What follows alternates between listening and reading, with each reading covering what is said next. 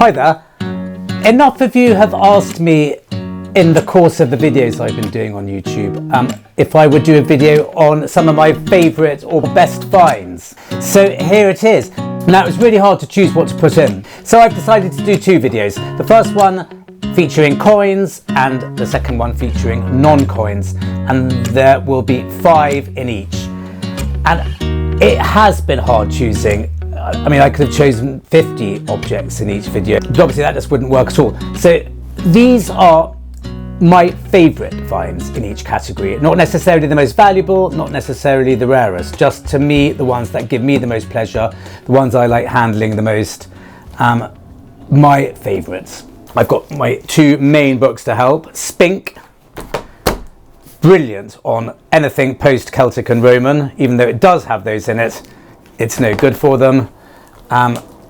And Ancient British Coins, which deals in the Celtic coins, pre-Roman ones. So really a seriously good book. It's not cheap, but it's worth every penny.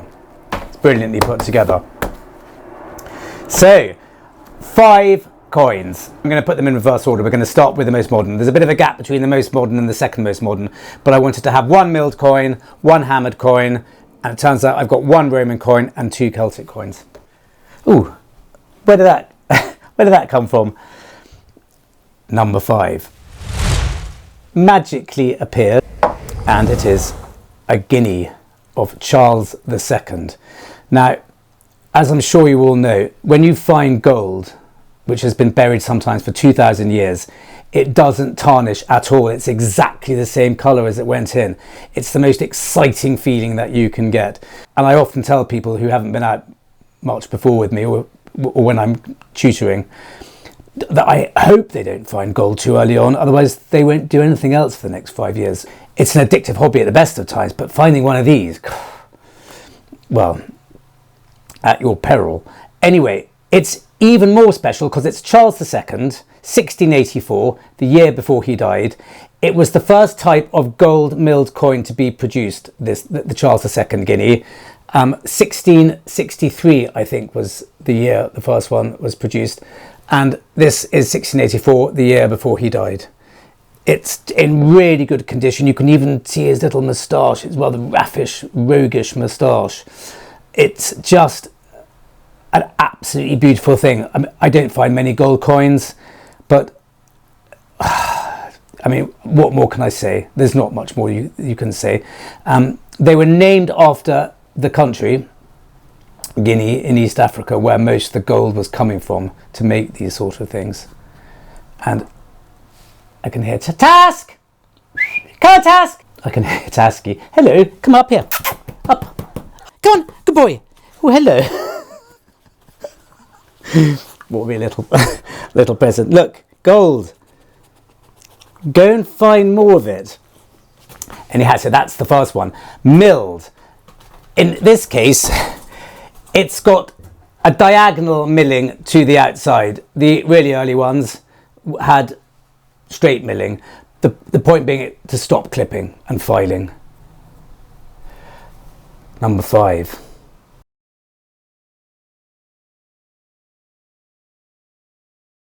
Ooh. Number 4. And as I said, I'm afraid I'm very lucky. I found lots of hammered coins.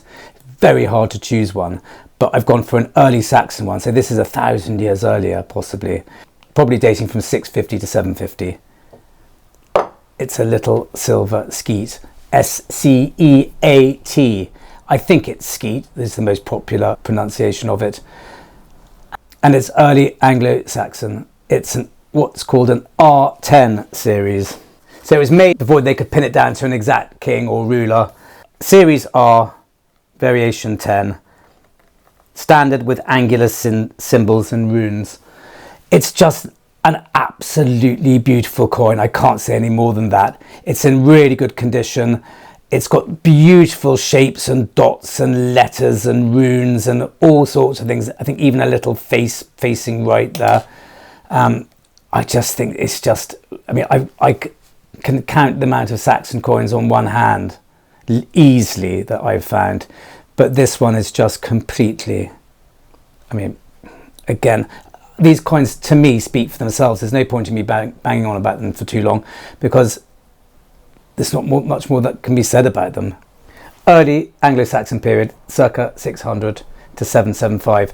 I hadn't a clue. They're almost impossible to identify these coins immediately unless you're a real expert. So I shoved it on the detectinghub.co.uk, information below, where there were a couple of people who are just brilliant at identifying coins. Really, really good. And it's just so helpful. So that's what that one is.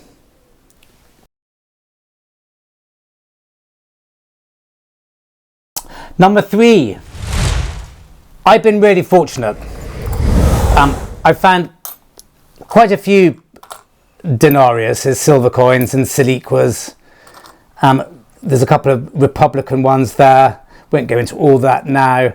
And this is another silver Roman coin, even though it doesn't quite look it.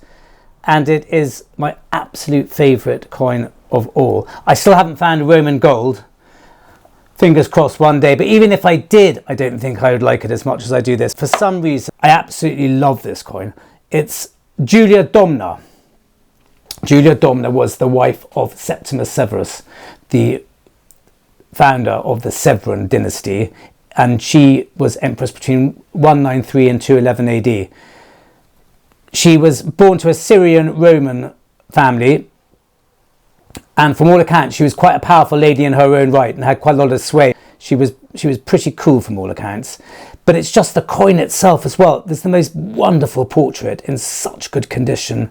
I can see Julia Augusta on one side, and on the other side is her being pulled along by her quadriga of lions. It's Julia in a chariot being pulled by 4 lions. I mean, absolutely beautiful. It is silver. You wouldn't know it. It's black.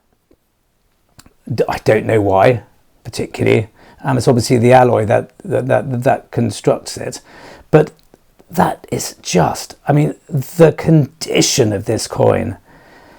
There's something about it which I absolutely adore. I don't know what it is that has such a pull for me, but it's just of all the Roman coins I've found, and I've been lucky enough to find loads of Roman coins, fortunately.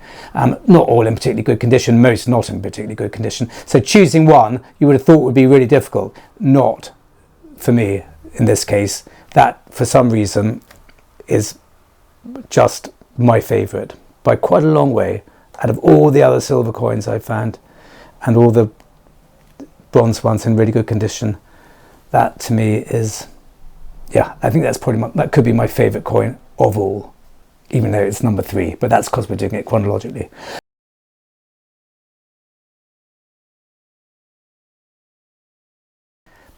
Ooh. Number 2, a little Celtic silver coin with a rider with a long shield and a lance of sorts. And on the other side, it says Task, T-A-S-C, short for Tasky, my Jack Russell Terrier. Well, it is short for Tasky, my Jack Russell Terrier. It's short for Tasky-Avarnus. And that's why I called it Tasky, because I was thinking of dogs' names when I found this coin, believe it or not. And I looked at it and I couldn't work it out, rubbed a bit of the mud off, and it said Task. And that was that. And I thought, God, I don't know anyone else who's called their dog after a Celtic king. Or leader, tribal leader. And I thought it was a good name, and I still think it's a great name. Tasky-Avarnus. Not a massive amount known about Tasky-Avarnus. Circa 25 BC to AD 10.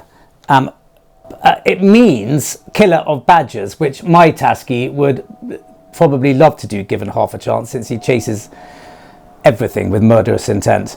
As I said, not an awful lot known about Tasky-Avarnus. I think it was obviously quite well respected and certainly powerful to have coins with your name on them.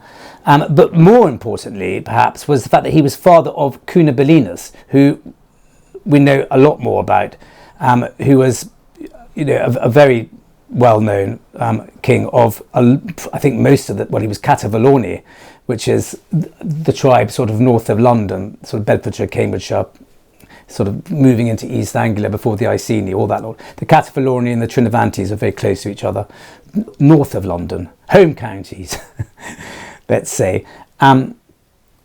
That's just in absolutely beautiful condition, and Celtic coins are my favourite. I mean, to have something 2,000 years old in that sort of condition, I mean, the mind just boggles. I mean, this is, I keep saying it, this is why we do this. I mean, just to find items like that in that sort of condition. A lot of people say, quite rightly, of course, spare a thought for the person who lost this coin or that gold coin. I found a load of florins the other day in the same hole. I mean, poor chap who actually lost all those florins. I always think about how something like this was lost, but, you know, it's some sort of consolation, a massive consolation, to know that it's in good hands now, my hands.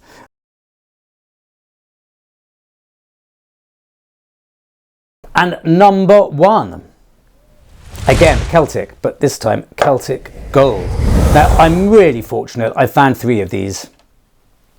2 are classed as certainly not common, but not particularly rare, not super rare, and they are probably Gallic copies or Gallic imports before Britain started minting their own coins. They are what's called boat and tree type. On one side you get a very symbolic, very rough image of a boat with figures in it, and then you've got this one.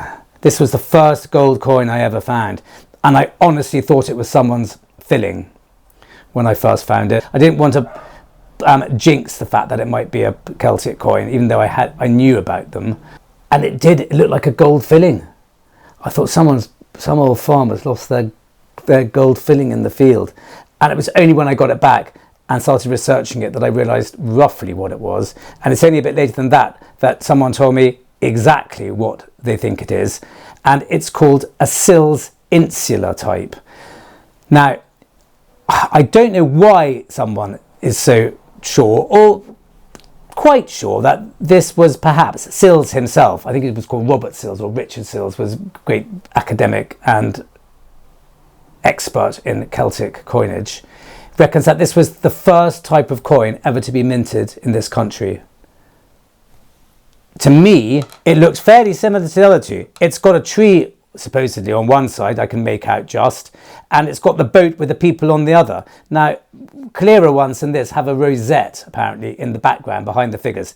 I can't really make that out, but if it's what people say it is, and I've had it confirmed actually by the author of this book, one of the authors of the book, because I sent her a photograph, that it is that. Now, how special is that, to have a coin which is not the first to be minted, not that exact one, but this type was the first to be minted in this country over 2,000 years ago.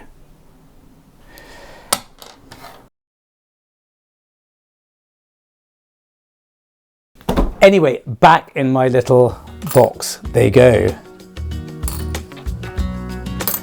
To think, not showing you what the rest of the stuff's in there, but in 10-12 years of serious detecting, all the really good bits can fit into that.